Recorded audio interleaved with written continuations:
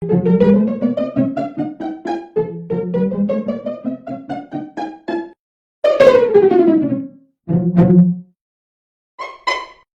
alayda qo'llagan salonlar Nefran 1 saloni, Elgiyar tor texnik ishxonasi, Gradus Unidar supsi. Mening ismim Baydo. Hamma narsani biladi deydi. Kishilar har qanday bir narsani bilmayotgan katta meni izlaydi. Qanday? Yomonmikanman? Yomon bo'lmayman. Mening ismim Undidar. Men chiqqandan yoki nurg'un odamlar bo'lib ketdi kendida. Men bu dunyoga tug'ilgandan keyin nurg'un odamlar bekorchilar sutiga bemalol qo'shilib ketdi. Qanday? Men yomonmikanman? Baydoma. Mening ismim Tor.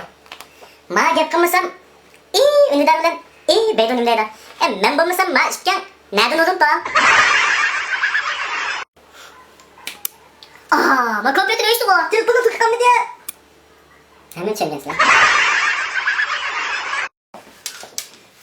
İşit. Çocuk al.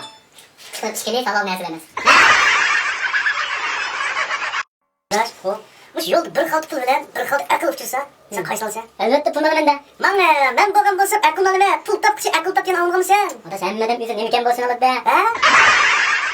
Ötken birası musabaka katlaştığın davattın. Mukafat aldın mı? He de şu kardeş birinci oldun demeyse. He birinci oldu. He şunun bilen bir riyaset çıkıp sizge hoş işçilik tonlat mukafat verildi dedi. Hoş ya öyge kirip işkeni açsa. Bunun aslı işte hoş işkemez mi? He?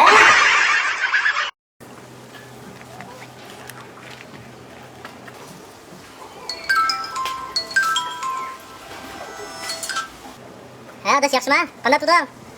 Yaxşı adaş. İşki qımda ördü da. He? Neydim abi? Ben rast gap qilgandim.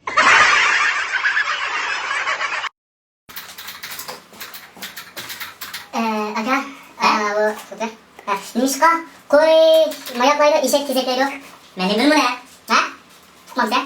Oilaga to'pab, to'pdan uqmaysan. Nima?